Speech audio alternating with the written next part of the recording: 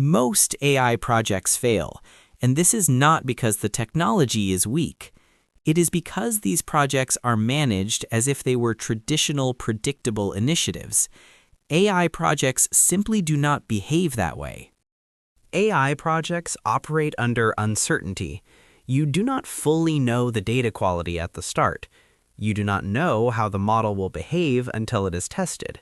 And accuracy alone does not guarantee adoption or value. In many failed projects, the pattern is the same. Teams start building models too early. They assume data is ready when it is not, and they use the wrong metrics to define success.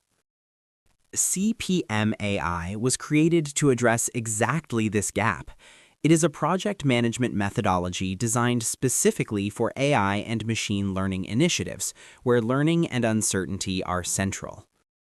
CPMAI does not fix AI technology. It fixes how AI projects are managed.